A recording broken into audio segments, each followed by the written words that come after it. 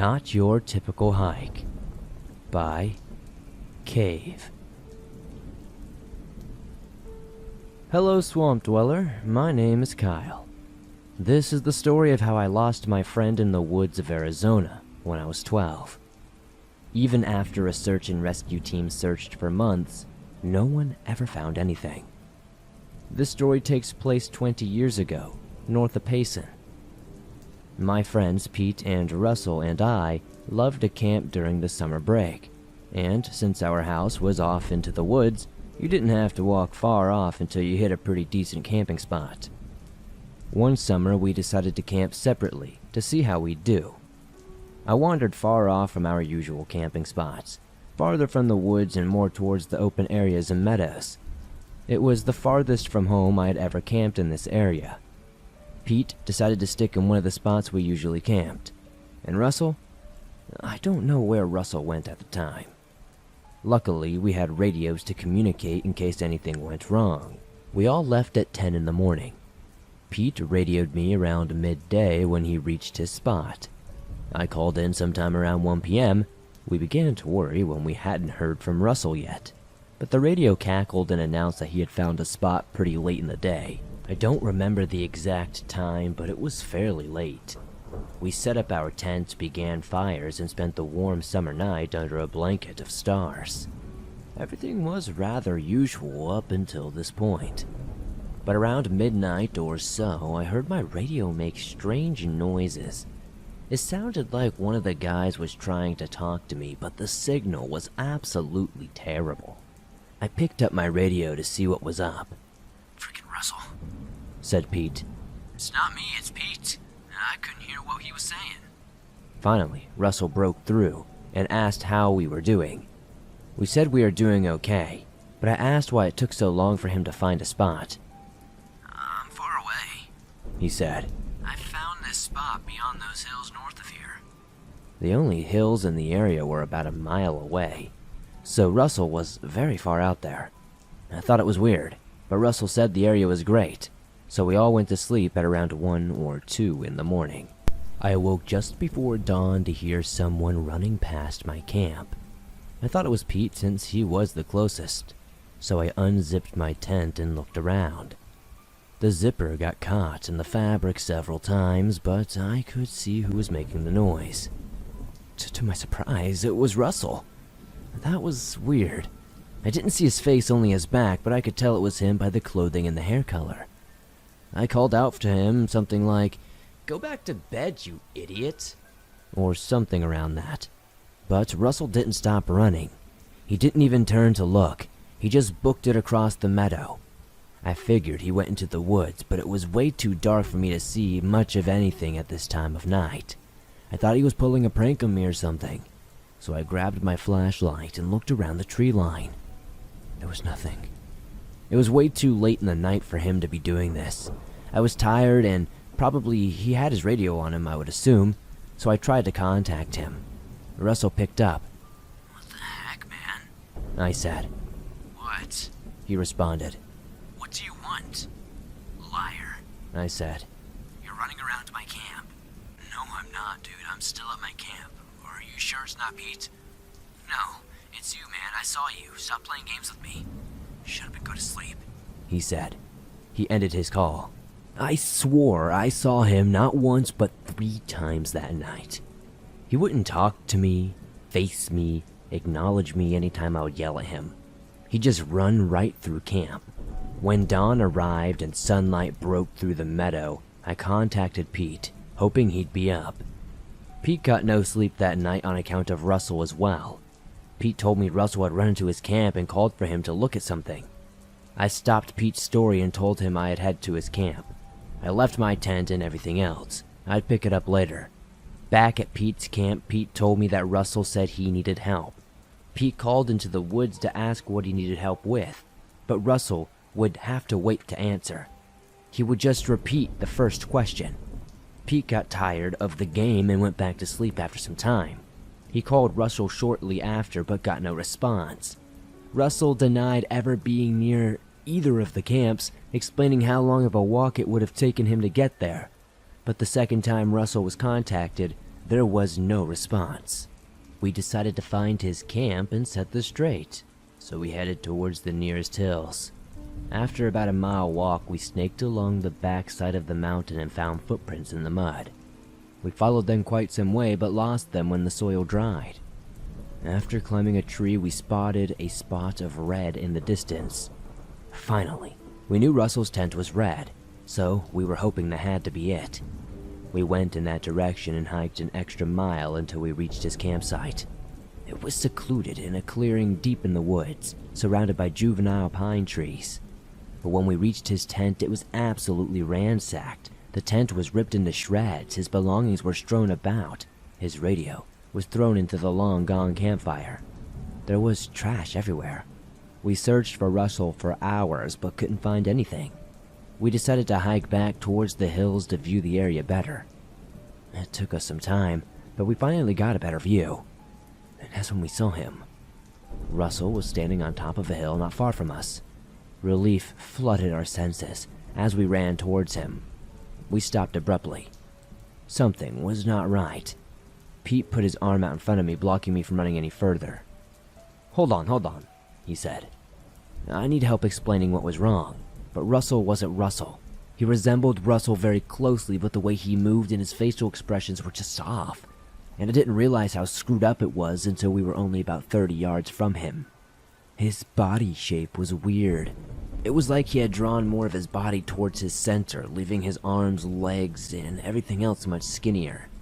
When we proceeded to walk towards him, Russell began to smile at us. The smile was abnormally large. It stretched ear to ear. The thing, or Russell, whatever this was, got on all fours and started running down the hill, losing Russell's form and shifting into something we couldn't even imagine existed. Skin stretched over the creature's bony body, its head elongated with a strange circular mouth, black beady eyes. As this thing ran down the hill, it was screaming in Russell's voice, but kind of robotic. To this day, I really don't know how to explain this experience to most people, so I just keep it to myself. If anyone in the comments has any idea what this could be, what we experienced, what we saw, what happened to our friend, please let us know in the comments. The Kentucky Holler Crawler by Tyler R. When I was 9 or 10, my uncle told me a story that has stuck with me ever since. Growing up in Kentucky, I've always heard tales of, Bigfoot or the Popelik Goat Man, the usual run-of-the-mill urban legend, campfire story if you will. But the story of my uncle, and this weird creature he allegedly ran into, has always stood out from other tall tales I had heard. Kentucky is home to the world's most extensive cave system, Mammoth Cave. Since its founding in July 1st, 1941, only about 365 miles have been surveyed by the human eye. It's believed that over 600 miles of passageways and caverns are still yet to be discovered. The national park is stretched over 3 counties, spanning over 50,000 acres: Edmonton, Hart, and Barron counties. My uncle has owned land in Edmonton County since the early 1980s. I remember hearing about how and when they were out there hunting for deer. They would occasionally come across pits of various sizes in the ground. They were the mouths of cave entrances. They would usually just toss a barrel or a large tree branch over it so no one would stumble across it, fall in, and become trapped. According to most people, besides wildlife or just getting lost in the woods, there wasn't much else you really had to worry about. This story takes place in the early 1990s, about 5 years after my uncle purchased the land. His closest neighbor, whose name is Ken, lived about a half a mile down the dirt road parallel to their properties. They naturally became good friends over time and occasionally would accompany each other when hunting. My uncle lived in Louisville and would visit his property when he had days off or needed to do upkeep, like mowing or restocking his pond. So, unlike his neighbor Ken, he spent more than most of the year in Louisville. On this particular weekend, Ken went out hunting for deer. He left his cabin and headed off into the woods. He had done this 100, maybe even 200 times before. He followed a path he had used plenty of times to a small grouping of trees overlooking a small meadow. He said it was a perfect sunny day. It was beautiful, it was fall, there was just no clouds in the sky, absolutely perfect for hunting. He sat in the shadows underneath some low-hanging tree branches, feeling hidden from what would be prey that might come by. Despite being the ideal weather for hunting, he didn't see much game.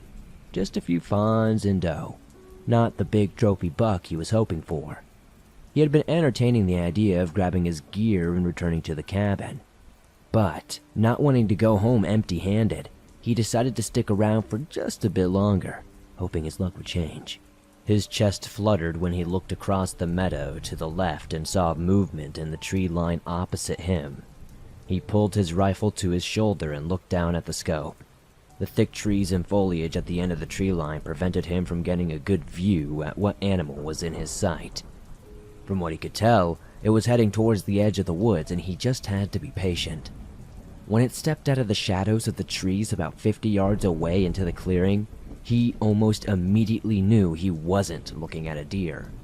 He tried to keep his hands from shaking his rifle as he desperately tried to identify exactly what he was looking at. He described its body as a panther, but the upper torso were like the shoulders of something different. He didn't really know how to explain it. He just said that they sat noticeably higher than its lower back and hind legs. He was looking at its side profile, which he claimed, while in mid-stride, this thing would be close to at least 7 feet in length. He said it was absolutely quiet, like a stalking cat. It never made a noise when it moved. The front legs, he said, were more like arms, significantly longer and skinnier than its hind legs. It had brittle, dark brown hair that started from the back of its head and ran down the length of its back. He also claimed that the creature's skin looked waxy, almost like a chimpanzee's dark brown or nearly black skin. Its face was long like a dog's, but he said he noticed no ears.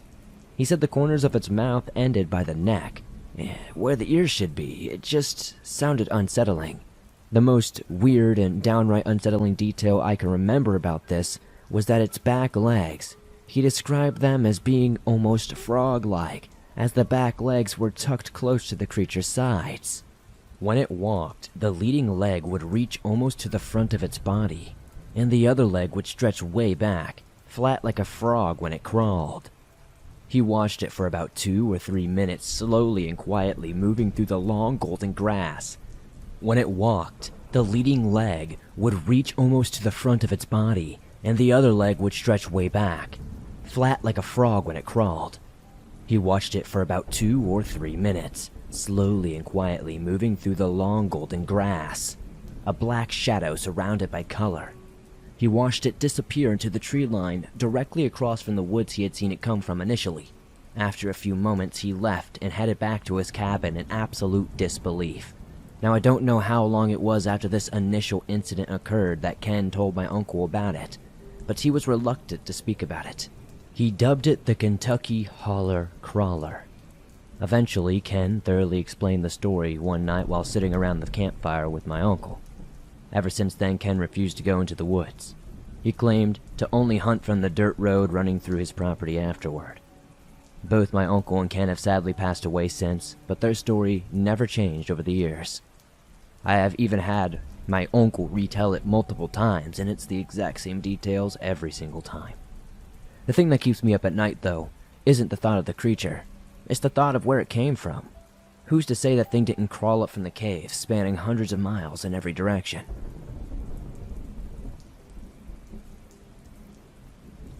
Let me start by giving some background. I'm a 25-year-old man. I love the outdoors.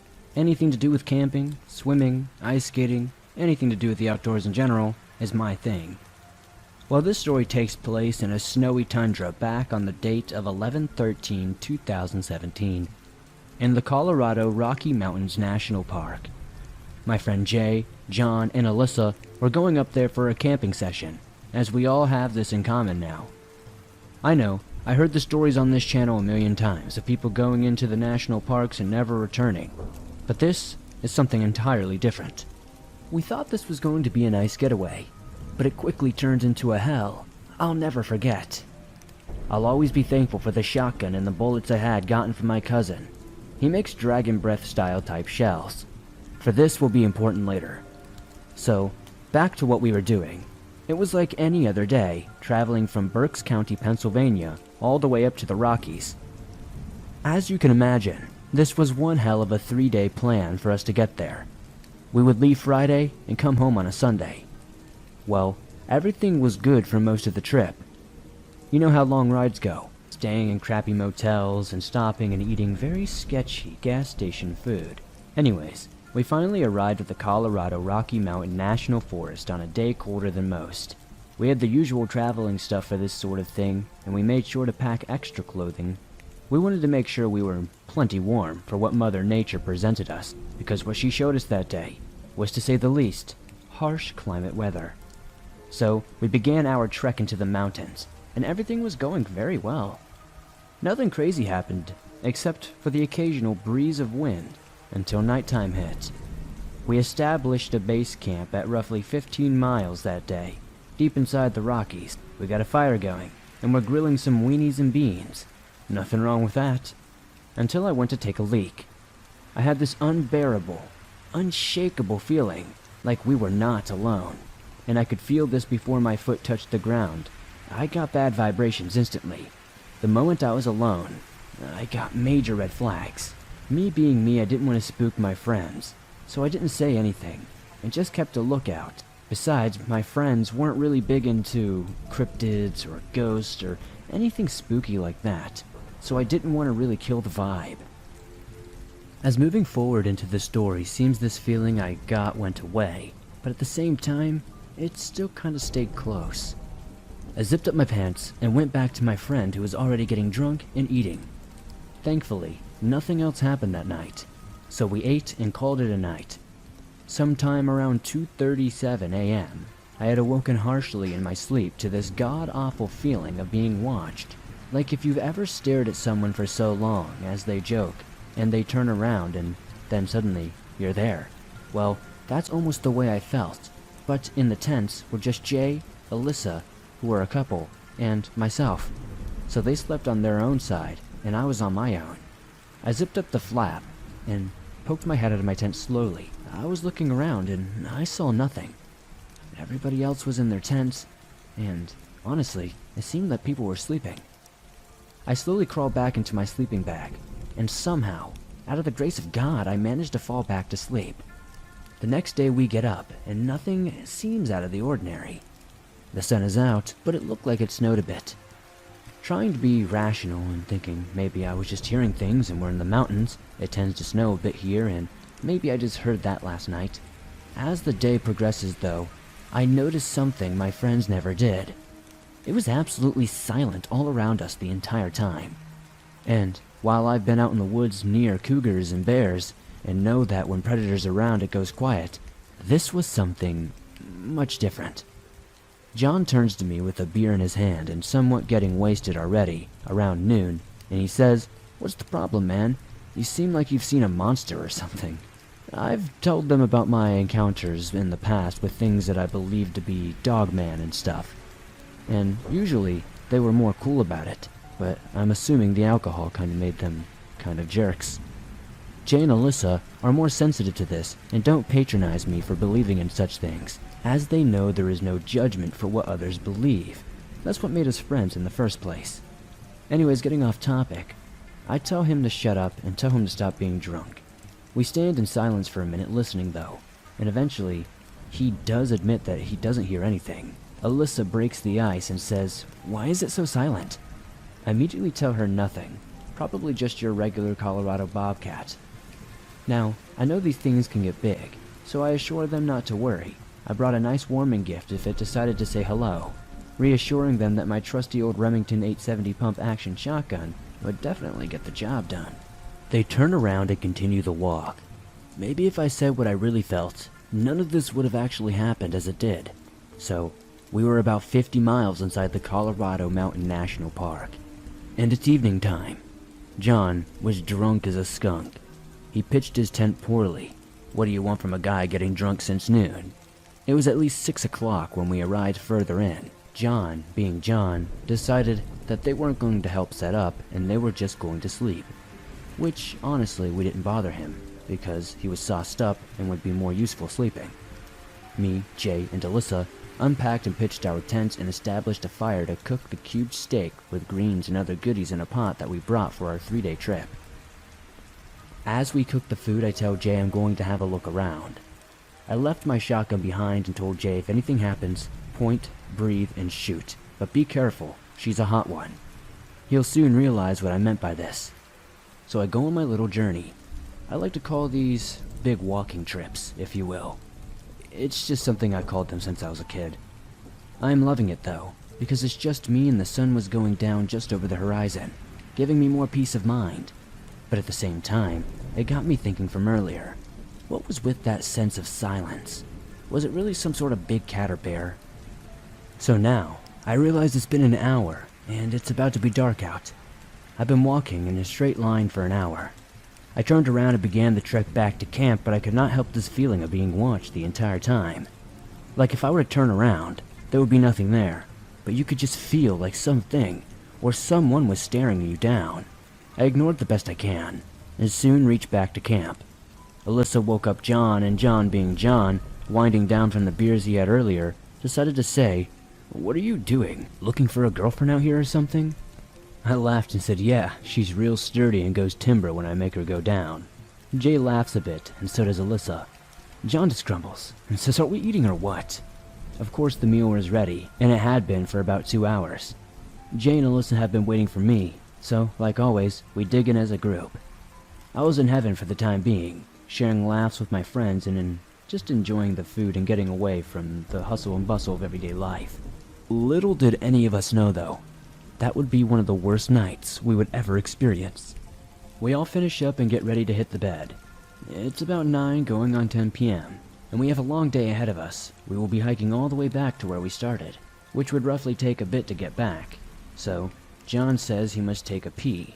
I say, well, go ahead. If you're looking for a bathroom, it's all around you. He tells me to shut up, and I snicker a bit.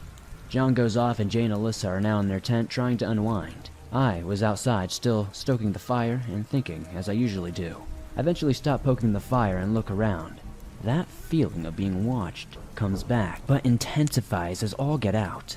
I yell for John, but I get no response. I again call out louder for John, and still get no response. I tell him to stop playing games and come back and get some rest, man. We gotta get up early. Again, I get no response. I'm starting to get freaked out now, so I go and try to find him. I went in the direction that I saw him going, which was about 100 to 150 yards in. I'm yelling for him, searching everywhere, and can find absolutely nothing.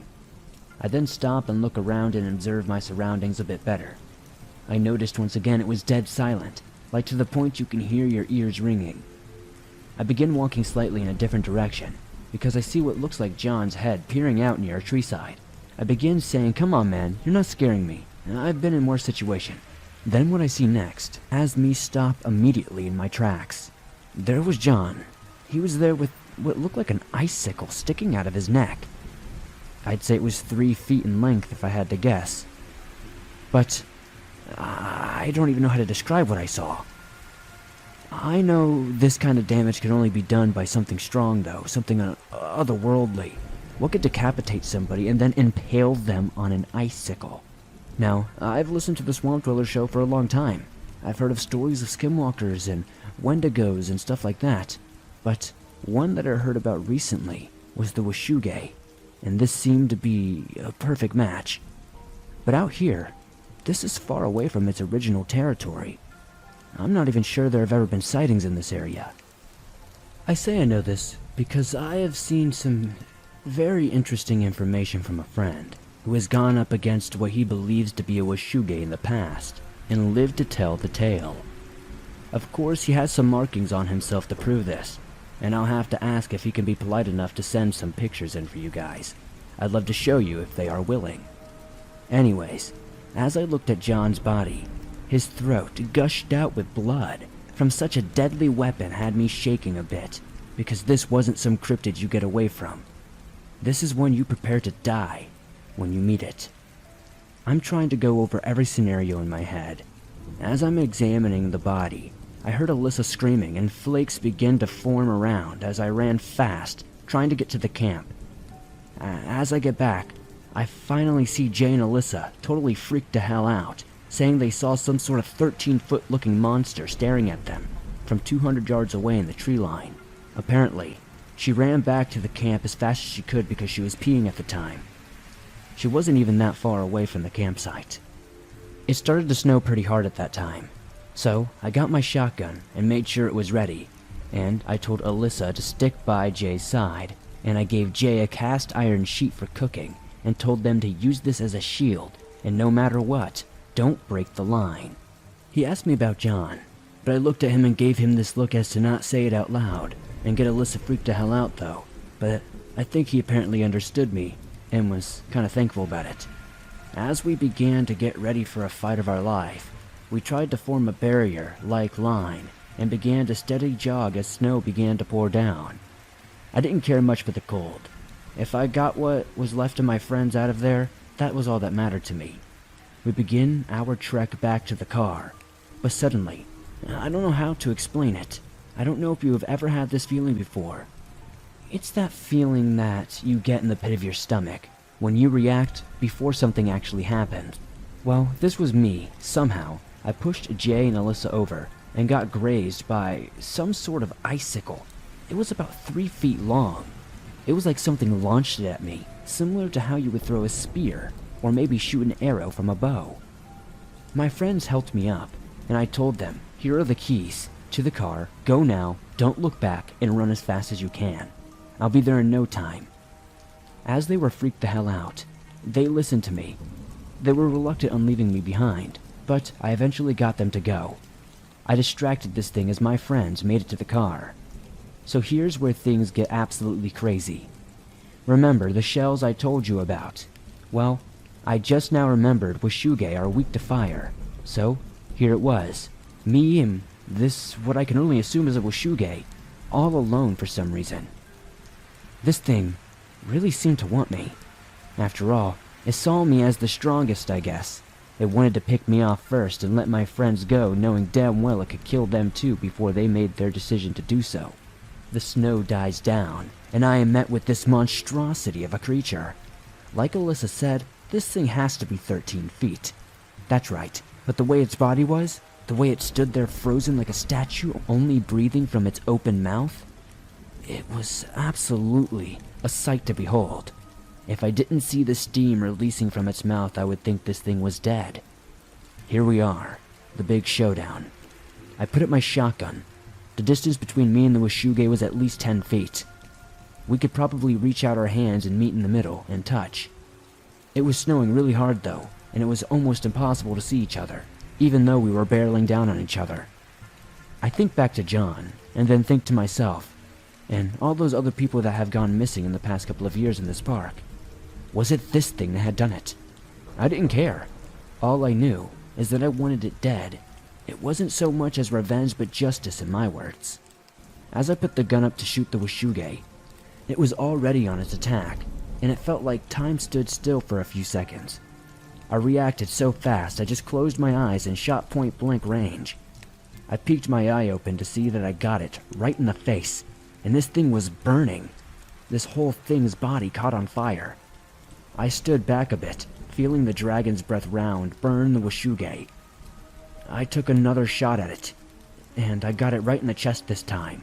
Hearing this thing's horrific painful screech, this thing rolled over and I swear I heard it mumble something like, "You'll die a horrible death." And like that, the yellow-eyed pinpricks for this thing's eyes glowed, but the Washuge was clearly dead. I picked myself up, saying I'm sorry to John for being an ass to him. I should have been a better friend, because you never know when it could be your last word. Instead of finding the negative, I should have found out why he was the way he was. But to you, sir, I hope you're somewhere better. As for my friends, they made it safe. I soon arrived. It becoming day roughly about 6:36 a.m., I got back to the car, put my shotgun in the back, got in, and didn't say anything the entire ride back. Now, I know my story might sound completely unbelievable, and I completely understand that. Even my own friends don't really want to believe it. I'd rather that than an argument, though. About a year has passed now, and I finally told Alyssa what happened after about 3 months. I told her what actually happened to John and how I killed the creature. Her and Jay also broke up, and she hasn't heard anything from him since. Honestly, I think it really affected us all differently. I don't know. Some days, I wonder if this thing will come find me, or my friends. Honestly, I think it might be best that I cut all ties with everyone involved. And after hearing about Sam White Owl, I'm going to do my best to join these people who hunt down these beasts. So, everyone I kill will be one less to worry about. Thank you, Swamp, and hello to all the swamp folk alike. May you be safe out there. You have no idea what's in the dark watching.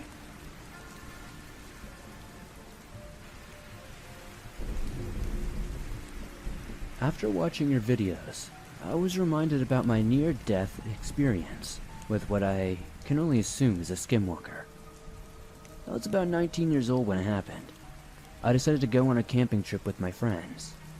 My friends and I seen a lot of videos about skinwalkers, and collectively we like to call them pig skinny.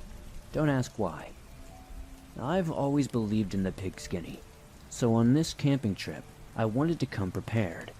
I brought my night vision goggles and my handy-dandy Colt 45 for protection against anything. After the first day, everything goes swell. We went to bed with 0 hiccups, but at one point, I heard what sounded like footsteps outside of my tent and squeaking along with it. I figured it was probably my friends pulling a prank on me, pretending to be a mouse or something like that. But it also could have been a pig skinny, shape-shifted into something. Maybe a mouse. I let it go though, because it did sound silly. I wanted to toy with it at first to make sure that it wasn't actually something like that. In the morning, we all woke up and I asked if they heard anything. To no avail, nobody except for me heard the noise. All of my friends wrote it off as a mouse. Those fools. The second day was a little strange, I guess you could say. My friend Cooter, long story short but that's his nickname, suddenly disappeared while I was grilling some franks over the fire. I didn't care at first, since these dogs were top-notch, let me tell you. Excellent animals. Suddenly I heard a blood-curdling screech off into the woods. It sounded like someone or something was being murdered or screaming for whatever reason. I took my Colt and my knife and told my friends I'll be back. I ran off into the woods searching for my closest friend, Cooter, but I couldn't find anything. My eyes started to itch while I was writing this, so I had to pause, but now I am resuming. I started to smell blood and copper in the air. I had only heard about this in stories, but now, as I write this, I get goosebumps all over again. I ignored the smell. It's not a good idea, I know, but I ignored the smell and kept pursuing my friend who I presumed got lost trying to go pee or something. I decided to return to camp. Maybe, just maybe, Cooter would return. I got back to camp to find everything gone except for the head of a funny-looking deer. It had human teeth, so I kind of laughed it off and thought it was a prank or something. But I was rather distraught by the fact that all of my friends had suddenly disappeared. It was getting late. I got my $2,000 night vision goggles so that I could see in the dark. I saw silhouettes in the tree line, and they reminded me of my friends. I stood there for a second and slammed my fist down on the picnic table. What? Out of nowhere, I heard the faint of a whisper of something behind me saying, "It's arrived." I then heard what sounded like someone stomping on a sheet of metal. In a flash, I turned around and unloaded my Colt onto whatever was behind me. It was Cooter, but something was incredibly off about him. He had multiple bullet holes in him after I shot him, and he wasn't talking. Who could have done this to him? Fast forward 3 weeks. I'm back in my trailer on my own property. Me and my less intelligent brother Randy were just chilling at home. He was clipping my toenails and I heard something like bells ringing outside. I look out, and there my friend Cooter was. But how? I was pretty sure I had killed him with those bullets. They were massive 45 ACP rounds, and they are strong. But I guess not strong enough. He stared at me for a while, and I stared back. It felt like years, centuries, eons. Then, he walked back into the woods, and I've never seen them again. In reality, this story is kinda crazy, because a couple of weeks later, I would actually see my friends again, and I would question them about that night, and all of them have no recollection of us ever camping. So, is what I experienced some sort of time lapse, some sort of time loop or something? I don't know. Did this skinwalker put some sort of curse on all of us? And what did I meet? And what did I shoot?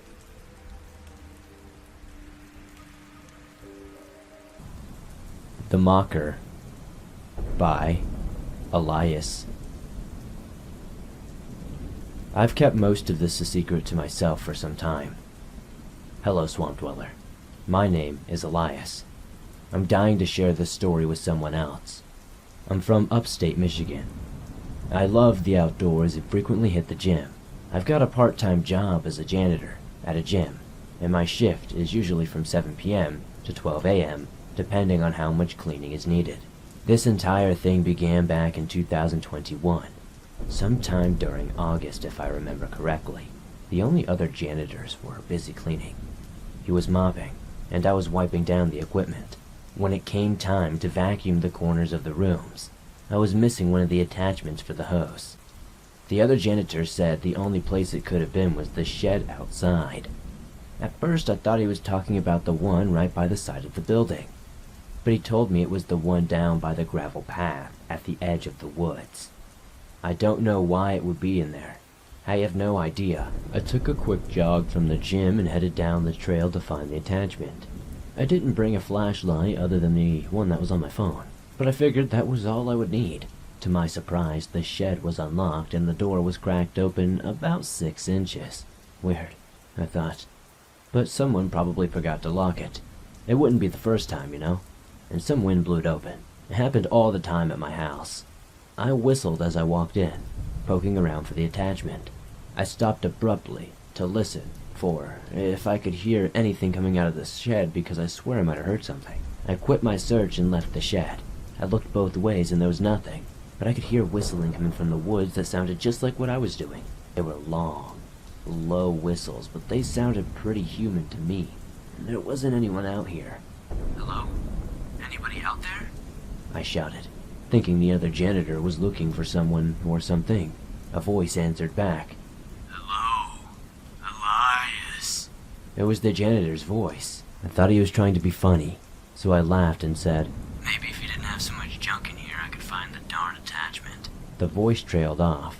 I caught the words, Find the darn attachment. kind of echoing. He spoke up and said again, Ready to start the night? I needed clarification. What was he talking about? 7 to 12 is the real gym shift, buddy.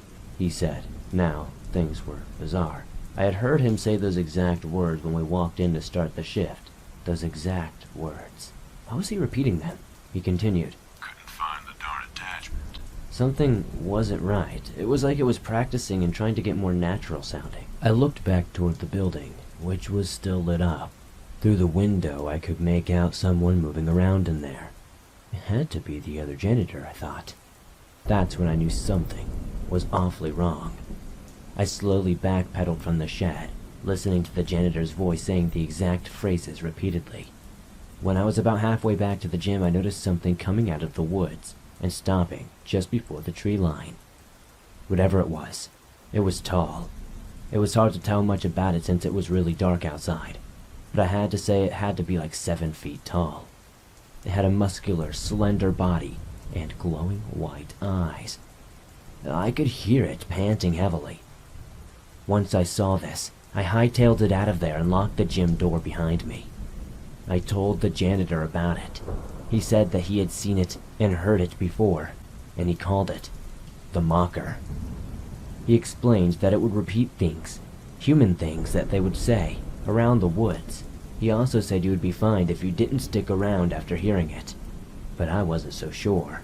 I never saw that thing again, and I've never really heard much about it. I've listened to skinwalker stories, Wendigo stories, but I don't think it was that. Those are similar, but this just feels completely different at the same time. Please, let me know if you guys have any ideas of what this thing might be. I encountered something strange by Annie B.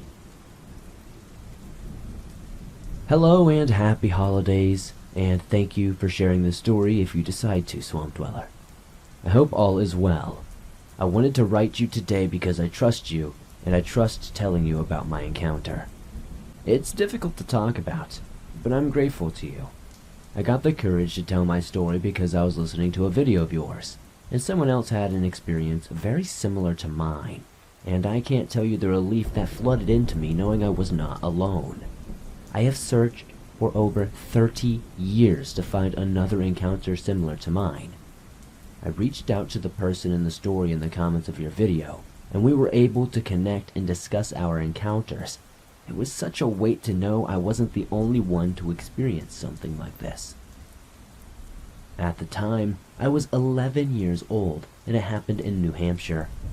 I don't know if you remember, but in one of your videos you were talking about someone's encounter that was from New Hampshire, and they mentioned that they could tell it was going to be a bad night because things felt off, and it just felt heavy, and you just knew something was not right.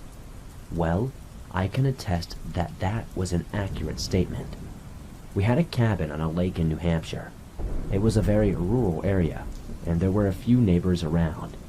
It was just a very secluded area with not much going on, and I spent every summer there from when I was about 3 till about 18 years old. You knew when you would have a bad night because there was just a heaviness in the air, and you felt watched no matter where you were. And it was always like there was this hushed but scrutinizing feeling in the woods all around. The day of my encounter was one of those days, but I was a kid and I just went and did my thing. My grandmother was very on edge. Where my cabin was, we were built on a little hill, and at the end of the hill was a small dirt road, and on the other side of the road was our lake and I guess you could say beach. So my front yard was rather big. The side yards were well sized, and the backyard was probably about 10 to 15 feet of grass. Where the grass stopped, the White Mountains began. It was the flat grass of our backyard and then the mountains. It was notable for a kid. I could get up and swim, run around the mountains, or play in the yard. It was a paradise for a kid who liked to be out in nature. This day, though, I remember my grandmother being very on edge and telling me to stay away from the back and side yards, and she only wanted me playing in the front yard or by the lake where she had direct eyesight of me. I, of course, said okay. I was in the yard and I was playing, and felt like I was being watched. I didn't like how uneasy I felt, so I wound up going inside and reading a book even though it was a gorgeous day out. I remember my grandmother telling my mom not to cook on the grill that night because she had been having a bad day. She felt that there was something foreboding coming, and my mom listened because my grandmother grew up in the woods of Maine. She was pretty superstitious, I'll grant you that, but she knew something. She always knew when something was off. The cabin was set up when you walked in. The living room was to your left, the dining room to your right, and all the bedrooms were off the living room. My parents' bedroom, then my grandparents', and then mine. My room had a door that went outside. On hot nights, I would latch the screen door that was on the outside and leave the door itself open. That way I could get a nice breeze, and that's what I did that night. I remember that it was so quiet, absolutely unsettlingly quiet. But I still managed to fall asleep after some time. I don't know what woke me up, but when I woke up I looked out the screen door and saw this huge wolf that was pure white, and I remember not being afraid of it per se. I almost instinctually knew it wasn't there to hurt me, but maybe to even protect me. I know this sounds crazy. Believe me, if it had not happened to me, I don't know what I would be believing if anybody told me this. The wolf never spoke to me telepathically as in other people's encounters. Still, I often wonder if it was manipulating my emotions or actions for lack of a better word. Because I knew it didn't want to hurt me, and it wanted me to go outside with it. I don't know how I knew, but I did. So I got out of bed, went outside, and sat next to it on the stairs. Now, I was up 3 stairs, and it was still probably 3 to 4 feet taller than I was. It was the most beautiful animal I had ever seen. Pure white with gorgeous crystal eyes. I just started talking to it and petting it. It kind of leaned in to me as I was doing this, and again there was not 1 ounce of fear or hesitation within me, which was odd because while I love animals, I always was taught to give wild animals a wide berth because, well, they're wild. You don't know how they will react. Maybe they'll hurt you, maybe they won't, but I had no such hesitation with this animal. We sat together, me petting it, talking to it, and leaning on it for probably 15 minutes. I heard branches snapping and something walking and getting closer in the woods just off of my yard. That's when I knew the wolf didn't want me outside anymore. Again, I don't know how I knew this, I just did. It wanted me to go back in and lock the door so I would be safe. So, I did, and it waited until I closed the door. It flew into those woods like a bat out of hell the moment I did, and I heard fighting, growling, and I swear I heard a scream that was blood-chilling. I had never heard anything even close to that since or before. It was high and low pitch at the same time. It was terrifying. I don't know what was in those woods that night, but I know that wolf was there to protect me. I don't know why or how it came to be there, but it was.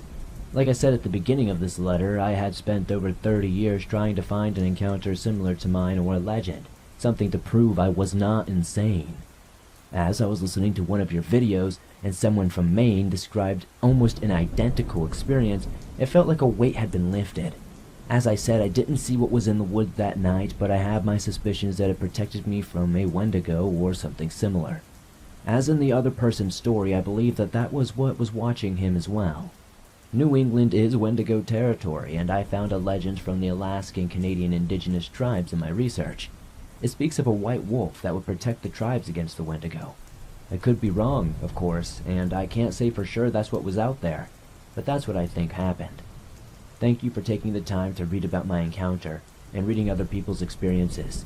I am sure I'm not the first person who has recognized their own experience in one of yours and felt relief that they weren't the only one.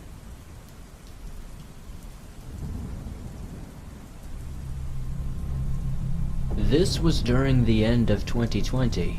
We were still in somewhat of a lockdown in Southern California. A lot of hiking trails were closed off to the public.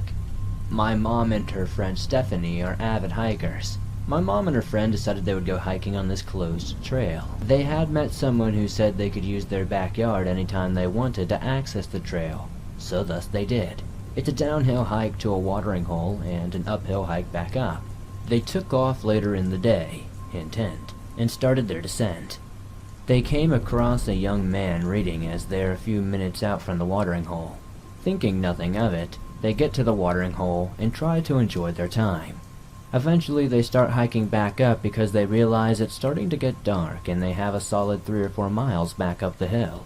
They start to experience what sounds like strange rustling noises in the bushes. My mom self-proclaimed herself as an idiot for checking out the brush, which growled back at her. So they got the heck out of there. As they're walking, they hear what sounds like some sort of gentleman start yelling out to them. Help! I'm lost! Can you shine your light? I don't know how to get out of here! My mom and Steph think it could be the guy they saw earlier. Maybe he got lost. My mom, as I said, is a self-proclaimed idiot.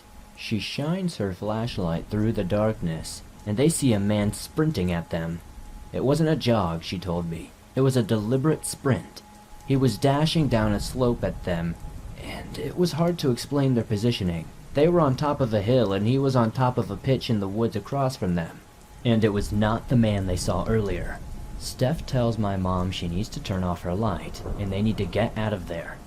When my mom turns off the light, he starts cursing expletives to himself directed at them. They quickly hike in the darkness, refusing to turn on their lights. After about 15 to 20 minutes, my mom thinks it must be okay for them to turn the flashlight on. Nope. The second she turns on her flashlight, they hear him again. I see you guys. Please wait for me. I need your help. I'm coming. They run the rest of the trail in the darkness, get back to the car, and dip out of there. I'll never forget when my mom told me this and explained the change of voice when she turned off her flashlight, and how she explained him sprinting at them. This might not be the most scary story ever sent into the show, but thank you for sharing it.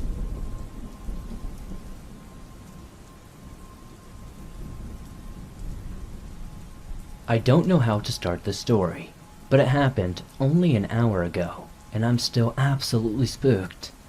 So this is a bit of a preface. My friend and I are home alone now, and we have been for a few hours. Every time he comes over, we go to the woods by my house, and it's ordinarily uneventful. But some throwing rocks and breaking trees and stuff, harmless fun. But this time, something else happened. As I said, we're home alone, and have been for quite some time. And while this happened, we were home alone.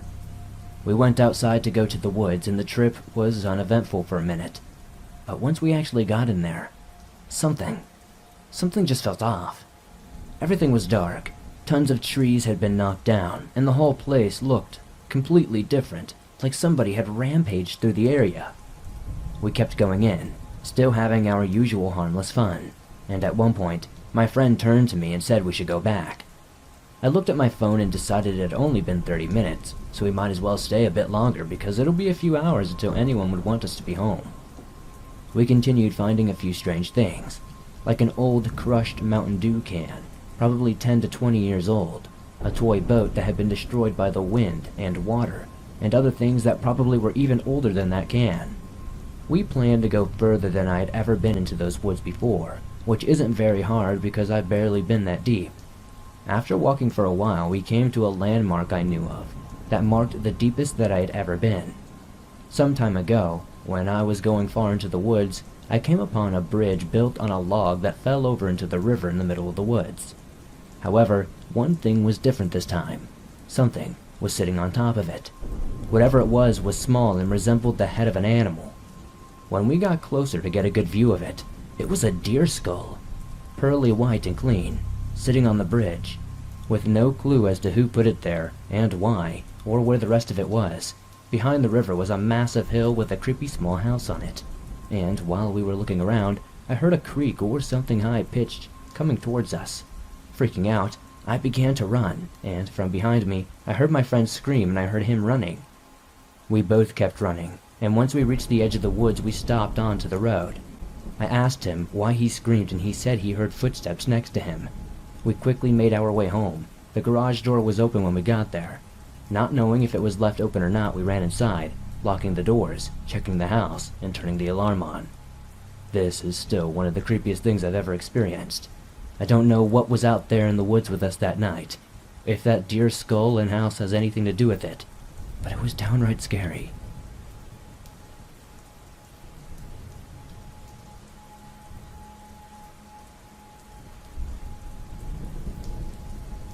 I live right next to a Navajo reservation, and have made friends with many of the people there my age. We hang out, play games, and we're just ordinary teens. I walk over a lot since my best friend lives less than a mile away from me. This isn't a long trek and usually only takes me about 30 minutes or so. I've made this trip dozens of times and have become very comfortable with it. I know the people along the way, so I'm not scared or on edge. There is a patch of forest, however, about midway there. It's a little unnerving sometimes. There was always that feeling of being watched. This was a regular occurrence, so I tried to ignore it and shake it off as my mind playing tricks on me. On this day, I spent more time at my friend's house than I meant to, and when I left, it was already getting dark. I reached the stretch of forest right as the sun disappeared from the sky. I shivered a little as I readied myself to begin the journey through. I was about 10 to 15 steps in when I heard a tree branch snap. You know the sound that screams there is someone or something there with you? I froze, not sure of what I should do next. Should I run? Should I turn around and book it back at my friend's house? I didn't know the best option in this situation. I whispered, "Hello?" hearing my voice crack as the words fell from my lips. I don't even know why I opened my mouth, but it was out there, so I listened for any reply, anything at all. My heart sank when the answer came back in the same sound of my own voice, but distorted. Hello? I started to breathe too fast. My heart pounded against my chest. I felt like I would faint at any moment. Hello? My voice came again, but not from my mouth. I wanted to run, but my feet felt cemented to the ground. I could not make myself scream. I couldn't reply as my voice echoed over and over from a short distance away. I could not pinpoint exactly where it was coming from. It sounded like it was everywhere around me. Hello? Hello? Hello? It repeated, "Stop it!" I finally managed to tear it from my lips, and everything went silent. For a long minute, nothing happened. The air grew stale, and I realized for the first time that there were no typical forest sounds. No bugs, no frogs, no crickets, nothing at all. I stood there, terrifying, waiting to see what would happen next. Stop it. It mimicked back. Somehow, I had had enough and was willing my heavy legs to move. Before I could take a step, I heard a rustling in the bushes 20 feet to my left. I watched in horror as a deer head with huge antlers protruded through the brush. I took off as it came out and stood up on 2 legs. I flew out of those woods and got home in record time. When I got there, I said nothing to my mother. I went straight to my room, laid down, and thought about what had just happened. My mother came in at some point and asked me if everything was okay. I replied that yes, I was just tired. I don't know why I didn't tell her. I might have been afraid of how she would react, I guessed. I called my friend and told him everything. He freaked out and said that no matter what happened that night, do not reply or look out my window. This terrified me even more. He said to call him the following day and he would explain more, and that he had to speak to his grandfather as soon as possible. That night, I could not fall asleep at all. I mean, could you blame me? I stayed awake, listening to every little sound that night brought. Sometime around 3 a.m., just as I was about to drift off to sleep, the air noticeably changed, and the night sounds quieted. I felt my heart begin to pound. I laid there and waited, pulling the covers over my head like a child, far too scared to move. It came after a silent moment.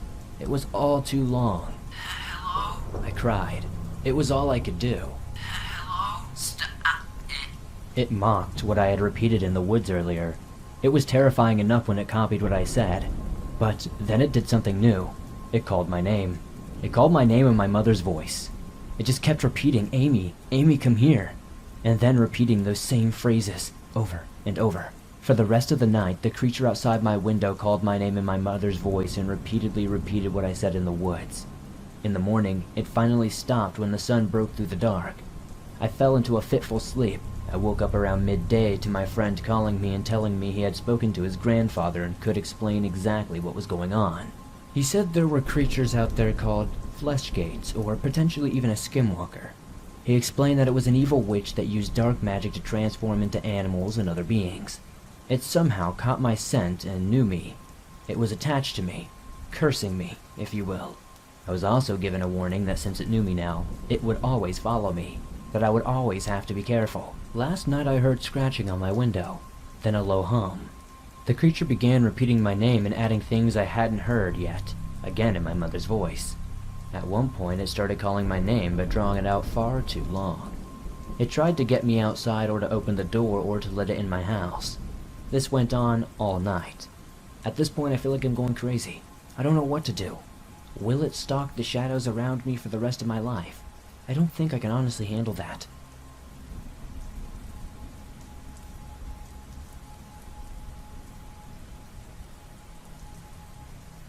I am a 23-year-old woman, half Cherokee from Georgia. When this happened, my fiancé and I lived on a large farm in Maryland. We didn't use the farm, but we rented a small house on the property, and we were free to come and go around the grounds. I was only 19 at the time this took place, and the only residents in our home were myself, my fiancé, and our cat and dog. Our cat was a lunatic barn cat that I had rescued because I can't say no to animals that need help. And our loyal pit bull, a sweet, cuddly, scaredy cat. She weighed about 75 pounds and was afraid of her own shadow. Our farm was situated on approximately 20 acres of land, and our driveway was nearly a half a mile long. So usually when I would get home from work, my loyal dog and I would go for a walk, and usually I brought my fiancé with me. Not that I was afraid to go out alone, just that he spends too much time playing video games, and anything to get him to use his legs is good. After our driveway was a 12-mile-long road through the woods and farms until it finally reconnected with civilization. So it was safe to say that we were far from other people except from our landlord. The first mile or so were through an open farmland, followed by a brief patch of forest, and then about a half a mile or so of wheat fields, and then solid forest for another couple of miles. Now that you have a bit of information on the layout, on to the creepy part. So it started like any other weekday evening. My fiance and I returned home from our work to our comfortable cottage and pets. Harley, our dog, was frantic to go for a walk, so I quieted her, changed into my walking clothes, and asked if the fiance would join me. He had gotten home shortly after me and said he had seen one of those coyotes out near our house, and didn't think it was a good idea tonight. Still, as you may know, coyotes are primarily scavengers, especially out here on the East Coast. So I was not too worried, and I am very capable of defending myself. I called him a puss and told Harley we would go and be fine without him. Laughing to myself, we left the cottage and started walking toward the driveway. The sun was going down, the October air had begun to get a chill, and it rustled through the cornfields next to our long driveway. The corn was about 6 feet tall at this point in the year and impossible to see through. So I assumed that my fiance was trying to scare me because there's no way he could have seen a coyote in this field.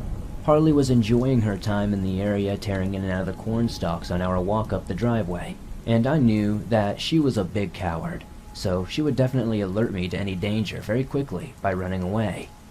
By the time I reached the end of the driveway, the sun had set, and the moon, which had already come out, was shining high about the fields.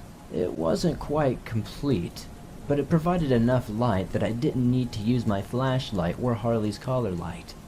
We turned left down the road and proceeded across the first section of the field. This first field was soybeans. If you don't know, they are relatively short plants that nothing but a rabbit could hide in. Off in the distance, I spotted a few deer, but nothing alarming, so we relaxed and enjoyed our walk through the night air. I threw a stick and Harley brought it back repeatedly. Typical dog and owner stuff. We reached the first small section of trees and Harley stopped and bumped into my leg, letting me know there was something ahead. It wasn't a coyote or a deer, but a rabbit that had been hit by a passing car that was still struggling to survive. As much as I hate to say this, there was no way it was going to live, and honestly, it was probably what drew the coyotes in. I knelt by it and used my knife quickly to put it out of its misery, as my family had taught me to do, and let it pass into the next life. Feeling sad but somewhat relieved that we had only encountered a handful of deer and that poor rabbit, we continued our walk and passed into the following field. This was a wheat field, and the wheat was about ready for harvest, so it was tall and hard to see. The area was quiet, though, and Harley didn't do anything, so I figured the coyotes had passed on if there had been any. Now this is the part you have been waiting for, and I don't know what it was, but here it is. We rounded the corner of the field and into the area with wheat on our left and a forest on our right. The air seemed to go still, almost like it was stale. Harley got closer to me, and I heard rustling in the wheat field. I saw 3 tails circling back toward the forest. Coyotes, I thought. The eastern coyotes are small, but in a pack they can get pretty ballsy. Harley raised her heckles and I yelled, "Get out of here! Go! Bugger off!" as loud as I could, and the coyotes started scattering off into the trees. I decided to turn around and get out of there before they regroup because I am brave, but I am not going to walk into a dark forest with a coyote pack and a cowardly pit bull. We turned back and again I heard a rustling in the wheat. A confused coyote, maybe? I thought it must be, but no. Harley was standing stock still, staring at the grain, and I whistled for her to come with me. That high-pitched, ear-piercing 2-fingered whistle. That snapped her out of it for a split second, when my whistle was returned from the inside of the wheat. Suddenly, all the family legends I had heard came flooding back to me, and I expected to see a tall, thin creature emerge, but nothing did. It didn't smell rotting, it didn't smell bad, I just had this sense of dread. I was transfixed with fear and curiosity. I whistled again, and the whistle was then returned once more. Very human sounding, but at the same time, not. Against my better judgment, I swear, I said something. I don't remember what I said, but it repeated it back to me. There was no bugs, no coyotes, no Harley noises, just my breath. Slowly the rustling started again and I turned on my flashlight. I shined it on the wheat field and what I saw still confuses me to this very day. Animal eyes. They were green, with like a yellow hue in the reflection. But what they were connected to made no sense. There was a little girl, no more than 14 or 16 years old, crouched in the wheat. She wore what I think must have been deer skin or fur, and she was naked otherwise. She was skinny, and looked like her skin had never seen sunlight before. Her hair was long and tangled with wheaten leaves. Under any other circumstances, I would have said she was beautiful, but at that moment she was terrifying.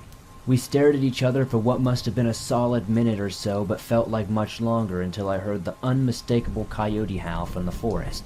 Both of our heads snapped toward the noise, and immediately I heard her take off through the wheat toward the sound. At that moment, Harley took off toward the house and I went after her. We didn't stop running until we got to the driveway, and I stopped, not wanting my fiancé to know I was running away from something. I could still hear the howling in the distance, and we started walking back at a brisk pace. We made it back to the cottage with no further problems, and I didn't tell my fiancé about it. Not wanting him to go out there with a gun, she hadn't hurt me, and so I didn't think it was right to hunt her. I was awoken in the middle of the night by the sound of coyotes outside of our cottage. This wasn't usual, but now I wondered if she was with them. When I was coming home from work about a month later, I had stopped obsessing about that night, and I almost thought I had imagined it when I slammed on my brakes. I saw something in the road. It was dark, and when my headlights hit it, the eyes reflected green and yellow. It was a large coyote. I stared at it very briefly, and then it ran into the woods. I know this sounds crazy, but I still wonder if that was her.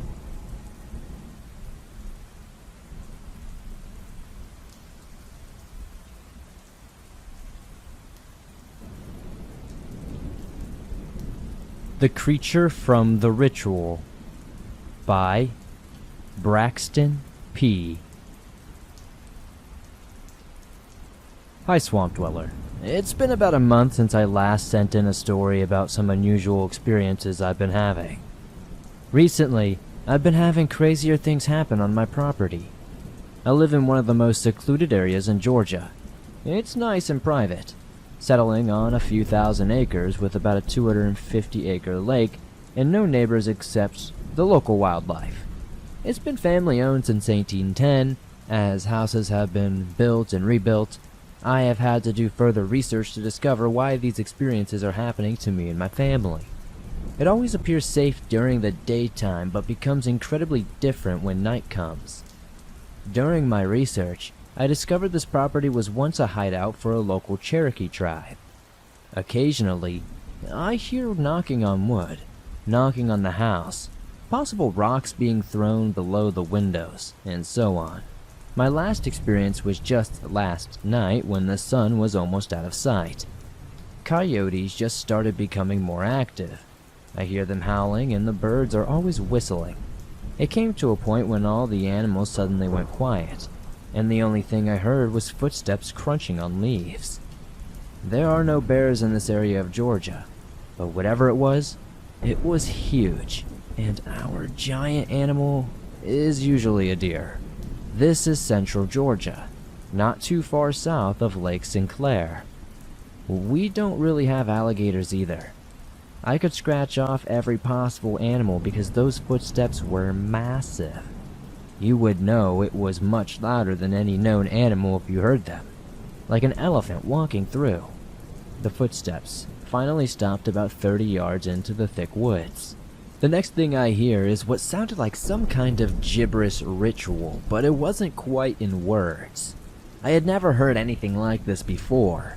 Even my wife heard it, and we were both on the upper back porch. We like to sit down and enjoy the sun setting to the west side of the lake, but it was already completely dark when we heard this thing speaking in what I can only assume was tongues. I tried using a battery-powered spotlight to see where this thing was, but with no success, as it kept saying something over and over. The next thing I know, something was thrown towards us, landing on the porch. It was about 2 to 3 pounds. It was a rock, and it was pretty big. I picked it up carefully and placed it on a small sandwich bag. It might have had some sort of fingerprint evidence, I don't know. I turned it over to professionals to get a good look at it, but I don't think anything really ever came of it.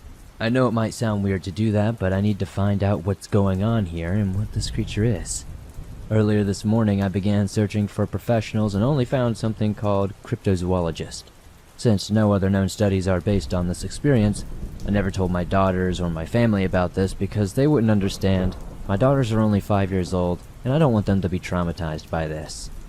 When cryptozoology appeared on my computer, it talked about the legendary Bigfoot, their biggest passion, and a few others known as cryptids. I'm hoping to go into the woods with my wife tomorrow to see if I can find any fingerprints, and I would love to share some pics with you if we can get anything on camera.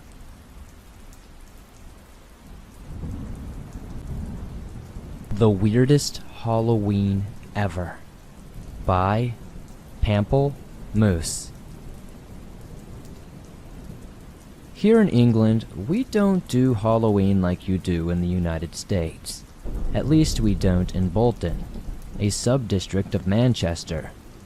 A few children dressed in bin bag capes with witches' hats on or a skeleton mask will knock on your door, holding up little pumpkin buckets out for sweets, and some neighbors will put out some sort of paper gravestones in their windows. You know, they go a little bit with it, but that's about it.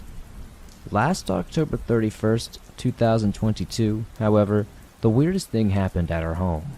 Our family were all sitting at the front of the TV watching the Exorcist movie when a hammer was at the back door. We all stopped and looked at it, and then looked at each other. To knock at the back door, you would have had to got through a wrought iron side gate, which is always firmly locked. The knocking continued, getting louder and more urgent. My grandson, who was 15, got up and went to the kitchen window to investigate. I heard a stifled gasp and went to join him to see what was happening. Despite being a teenager, he is 6 feet tall and does boxing training, so he's no real little weakling. I joined him at the window and asked what was the matter. Face pale and confused, he said a massive bird-like creature had crawled along the lawn and crept into the corner of the garden near the back fencing. He was visibly shaken. The car park to a country park nature trail is at the back of our fence, so I immediately thought some local kids were having a Halloween joke and jumped the wall. Despite it being 8 feet high, I thought maybe they were just pranking us. I told my grandson to tell the rest of the family what we had seen, and I told him I would check it out. He panicked, and I heard him shout to the rest of them still watching TV. He was shaken up at the crawling creature he had thought he had seen, truly. I grabbed a torch and went out into the garden. We have a lot of mature trees, shrubs, and bushes, and at the corner of the garden, I heard a rustling. I pointed the torch toward the noise and walked towards it. There, with its back against the fence, was a bird-like creature about the size of a small child. It was perched on a grassy mound with eagle-like talons for feet, a smooth body, outstretched wings, and a pointy face that resembled a giant rat. I was confused and walked towards it while it looked at me, with its head downwards but eyes looking up at me. It spread its wings and they fluttered like a bird when it was ready to take off. Then there was a prolonged hissing sound. I stopped and looked behind me for backup. I saw a few family members coming out into the garden. The thing gave one last hiss, rose into the air, looking more like a gargoyle than a bird at this point, and disappeared over the fence. It made some of the shrubs waver as it went. My grandson and I described what we had seen, but the rest of them laughed and said it was just our imagination. They admitted to seeing the shrubs swaying, but they put it down to a giant kestrel, or something. They didn't believe a word of it. To this day, I do not go into the back garden after dark. That was not a local kid enjoying a Halloween prank, nor was it a visiting kestrel. It looked like a church gargoyle. It's never been back, and I don't want it to return. So this year, if there's a knocking at our back door, my husband or son can investigate this time. I prefer lavender and lilac in my garden over cryptid creatures. Visions of Death by Sam. This story takes place when I was 16 years old. I had just been dropped off at school and I was going to the cafeteria. I went to sit with my best friend, Jack. When I looked at Jack, I saw this creature that resembled a person but was covered in darkness. It had no face or discernible features. He was standing right behind him with his hands on his shoulder. Not forcefully, but just like resting. Its head then turned to me and followed me as I approached him. He asked me why I looked so spooked. I told him nothing because he didn't believe in the paranormal. He was a firm Christian, so anything I would have said he would have just called me crazy. We went throughout the day, and every time I saw him, it was right there with his hands on his shoulder. When I got home, I asked my mom what it could be, or if my great-grandma might know. My mom told me she calls them reapers. They're not necessarily malicious or anything, they just comfort those who are going to die. I broke into tears after hearing this and ran to my room. I ended up passing out, and while I was asleep I had a dream of my friend's point of view. He was in our friend Todd's vehicle, and he looked like he was listening to a speaker in the back seat, not buckled in. Todd crashed into a tree, Jack went through the windshield and snapped his neck, and then I woke up screaming. My mom and sister came in to see if I was okay. I said I was fine and I just had a bad dream. Nothing to worry about. The next day was a Friday and the Reaper followed Jack. I told Jack about my dream, thinking maybe I could warn him about what would happen. But I thought he would just call me crazy. The Reaper looked at me and shook its head. I wonder why it did this. Maybe it was telling me that I couldn't or shouldn't interfere. I ignored that it was there for the rest of the day and went about my business until around 5 p.m. My friend called me and asked if I wanted to go to a party. I said, yeah, just come get me, and we'll go. He told me he had a ride, and Todd would be there. I screamed at him, no, don't get in Todd's truck. He told me to chill. He said he was on the way and hung up. So I went on my way to the front porch for him, hoping that my dream wouldn't be real. But after an hour of waiting, my mom got a call and told me what I hoped not to hear. He had died to basically the exact same play-by-play I saw in my dream. I turned around and the Reaper was standing in front of me. It put a hand on my shoulder. I screamed at it to leave me alone, and it just disappeared just as it appeared. I don't know what happened. My dream came true, and it's something I'll always scratch my head about. I don't know what that creature was, if it really was a Reaper, quote-unquote, or some sort of, afterlife messenger, I don't know. But I don't want to find out.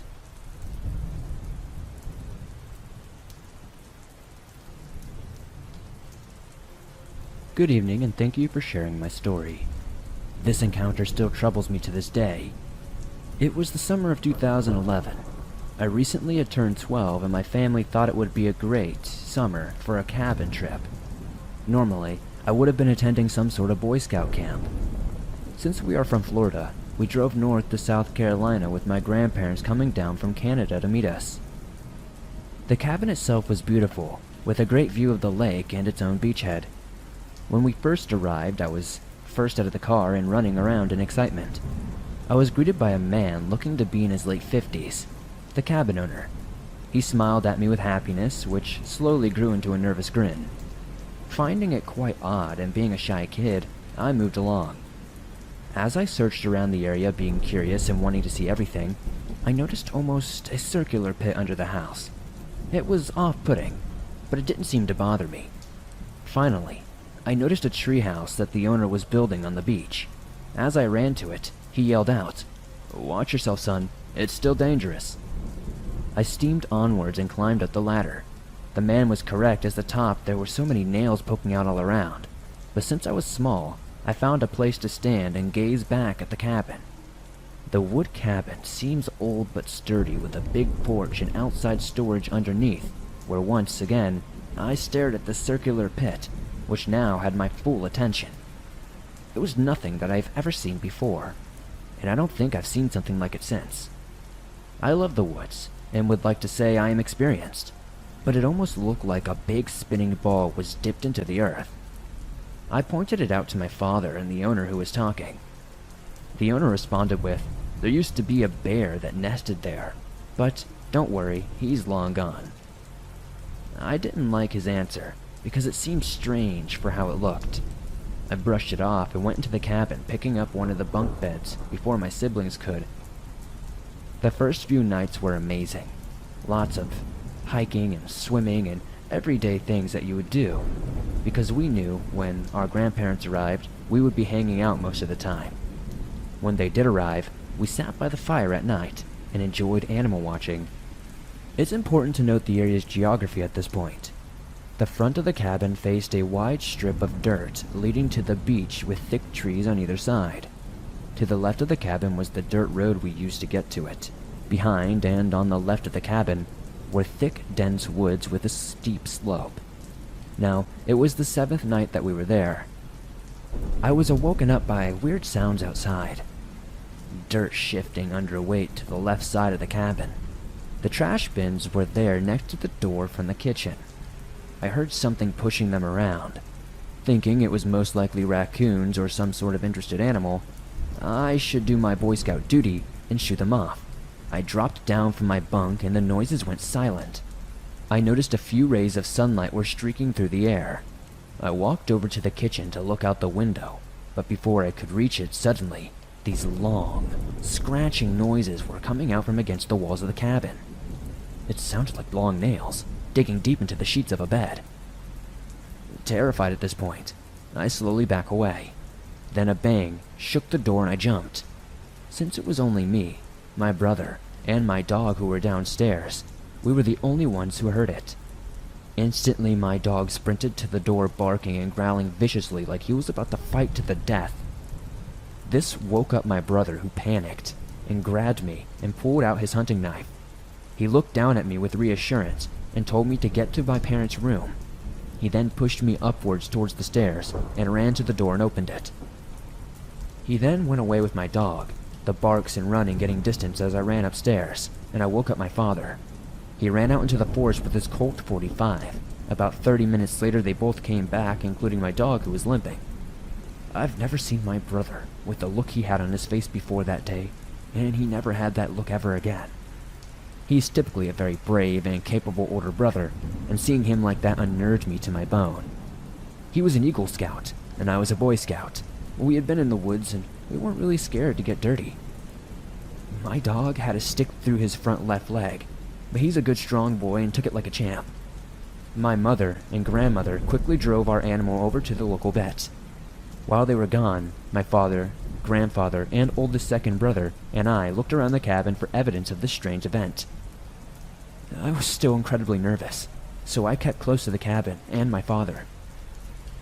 The trash bins had gashed holes in them, almost like they had been punched open, and the wall above had deep claw marks in it, which, standing from the level of the trash bins, was about 6 feet into the air. That's when I noticed a smell.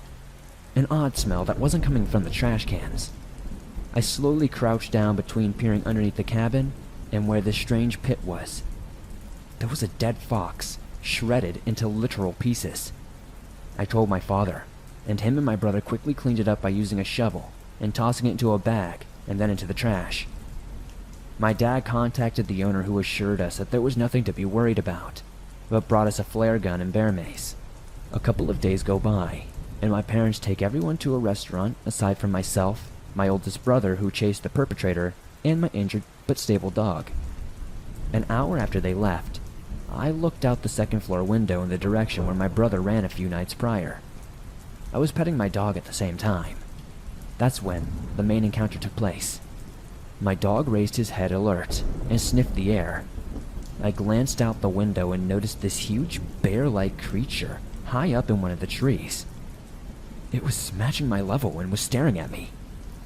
I say bear-like because it had human-like features. Instead of the fat, round body bears usually have, their body was toned, sharp, and muscular. The eyes were the worst part. They were piercing. They were yellow, almost like perfect human eyes that locked eye contact with me. Fear flooded my brain and forced me into a fight or flight mindset. My dog, picking up on this, started growling and howling at the window. I turned to run out of the room and looked back at the creature who was now rapidly descending the tree, using its clawed hand to climb. I sprinted to my brother's room in tears, yelling about this beast that I just saw. My brother looked at me with worried eyes and said, "This territory doesn't belong to us." Then he got out of his bed, grabbed his knife and baseball bat, and walked downstairs. I armed myself with a flare gun and bear mace, and prepared myself for the possibility of this thing breaking in and attacking us. A great slam into the back of the wall knocked the cabin around. It made it rock like a boat and sent my dog into a frenzy. Between the growls and barks, I could hear heavy breathing from outside and things being thrown at the cabin. A rock broke one of the front windows and striking my left leg. I turned and fired the flare gun out of the window, which was followed by many profanities and yelling. After this, it all stopped. My dog was still growling and pointing at the corner of the room. There was no window facing that direction, so I couldn't see, but I could assume it was right there. A few minutes of silence went by when my brother and I decided to call the police and our parents. Then, being idiots, we walked out of the front door and slowly walked around to the right side of the cabin. We started to hear a slow snarl coming from behind a bush, and my dog inside started going ballistic and jumping at the door. My brother started yelling at this creature and threw his baseball bat towards the bush, striking it. It sounded like it hit a tree, but we both know that we hit the creature because it let out a pained grunt. The black furry mass sprung out from behind the bush and bolted down the dirt road, and we quickly lost sight of it. We hurried back inside the cabin, barricaded the doors, and ran upstairs. We heard gunshots ring out moments later, and my father's truck pulls in. I fly downstairs and open the door. The rest of my family ran inside, and my father claimed a huge bear ran down the road, and he fired a couple of rounds at it. The police eventually came after having a hard time finding the cabin. We gave them the story about this aggressive bear attacking the cabin. We left that night, and my family likes to recall the story of how myself and my oldest brother fended off a hungry bear. But for me and my brother, that was not the case. When we arrived back in Florida, I went straight to my room, still shaken up by what happened. When my brother came in, he looked me dead in the eyes and said, "It looked human, didn't it?" I just nodded and asked him about his territory remark when he looked down and responded, "Every animal has its territory, and usually can keep it until something bigger comes along and takes it." Well, something bigger came and it took its own territory. What he said still makes me wonder to this day. It's burned into my mind. Looking back on it, the owner was so shaky around me, almost like he knew there was more danger in the area than he was letting on, and that he knew that we would be a target.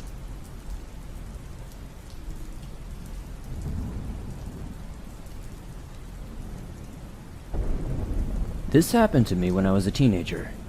I think it was in the spring of 1998 when I was 14 years old. My Boy Scout troop went hiking in the Ozark Mountains in Arkansas.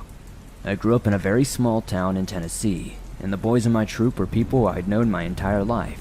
We were all very close and knew each other very, very well, and trusted each other. We had been hiking for 5 days or so at this point, and it was pretty miserable. It rained every single day, and we were all exhausted and sore, and hungry.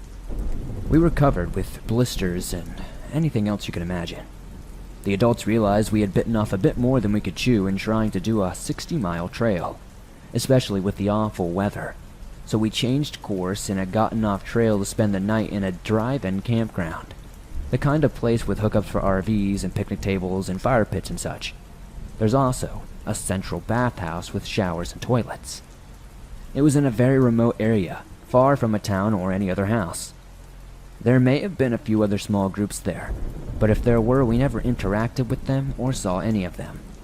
We were all filthy and wet and thus very excited about taking a hot shower. It was dark and we had finished dinner. A group of 5 of my friends, including myself and my friend Jeremy, who, like everyone else in our group we had known since we were babies, headed up to the bathhouse, which was maybe a quarter-mile walk through the pitch-dark woods, up a worn-down gravel walking trail. I stayed behind to clean up, and about 10 or 15 minutes later, I followed them by myself. I had a weak little flashlight, the old incandescent kind, pre-LED. I remember the woods were totally silent. When I got about halfway to the bathhouse, I could see the light from it off in the distance through the woods. I heard a noise from my left. I looked over and saw my friend Jeremy standing by an old-school manual water pump about 20 feet off the trail. The kind of pump where you raise and lower a handle to pump up water from a well. There was a strange light behind him, like the moon had come out from behind the clouds. I was startled to see him there by himself in the woods off the trail. I asked him if he was already done with his shower. He seemed kind of, sad. He said, "Yeah, it's all yours." I said okay and didn't think much of it until I got to the bathhouse. When I walked in the door, my friends were all in there, and I heard Jeremy talking in from the shower. All the blood drained out of my head, and all the hair on the back of my neck stood up. I had to sit down before I passed out. My friends were freaked out and wanted to know what was wrong. I told them exactly what happened. They nervously made jokes about how I must have been smoking pot. This was long before any of us had experienced with any kind of mind-altering substances, but I could tell that they believed me. Like I said, we had known each other forever, and we knew that we wouldn't exaggerate or play a joke on each other like this, at least not to this extent. I was physically shaking. It was almost impossible for this to be a joke. We all waited together until everyone was finished showering and brushing teeth and whatnot. Then we all walked back together in total silence. When we got to the spot, whoever I had seen was gone without a trace. The water pump was there, though. No one had noticed it before because it was way off the trail and obviously not in use. We got back to our campsite and went to bed thoroughly freaked out. I remember not sleeping much that night. In all my years since then, I've never been able to figure out what happened. Was there a random teenage boy in the woods who looked just like my friend? This is unlikely. Did I hallucinate? Unlikely, but possible. Who's to say?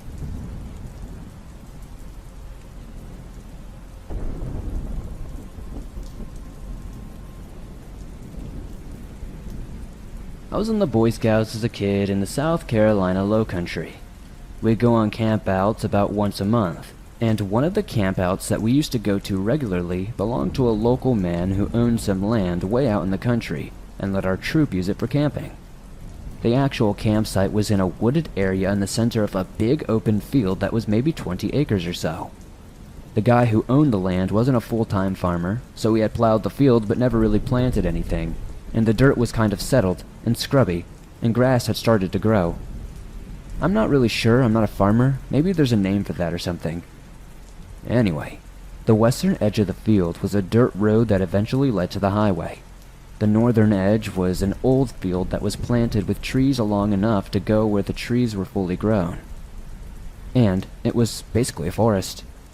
The southern part used to be a forest, but it was now in the process of being turned into farmland. The trees had all been torn down, but not removed quite yet, so it was just a wasteland of fallen tree trunks and roots. The eastern edge was a swamp, and there's some nasty stuff in swamps in South Carolina, so we never really explored it too much. One night, after the post-dinner cleanup, everyone was kind of settling down for the night, so a few friends and I decided to go for a walk. There was a lone tree out in the field about halfway between the campsite and the western edge of the big field, so we walked out and sat under it. There was a full moon out, and the whole field was lit in this sort of luminescent type of glow, and we could see the edges of the field, but not into the forest, swamp, or whatever was beyond. It was creepy but kind of cool. We hung out for a while, just kind of talking, and then we could see lights in our campsite across the field going out, as people started to go to sleep. So, we decided to head back. We got up and started walking, and I heard one of my friends say, "Who's that?" We all turned to look, and there's this guy standing perfectly still about 100 feet away from us. We could see his silhouette very well thanks to the full moon, but it was too dark to make out any details of his face. We hadn't seen anyone come from the campsite, but the guy looked like an adult, so we assumed one of the 4 adults who had been on the trip with us was out looking for us. My friend called out to him, and then, this is where it gets really weird. Something that looked kind of like a wing slowly unfolded from this guy's head, and he remained entirely still.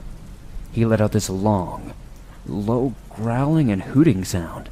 Like imagine if a guy was trying to sound like a dog that was trying to imitate an owl. We all took off running towards the campsite as fast as we could and did not stop until we got there. I looked back out into the field to see if we were being followed, but it was empty. There was nothing in the field at all. We walked around the campsite trying to figure out which adult was messing with us, but they were all in their tents and nobody had left the campsite. Nobody believed us, of course. They just assumed we had been out telling scary stories and freaked ourselves out. But I know what I saw. No, actually I don't know what I saw, but I know it was nothing that we had brought out there with us.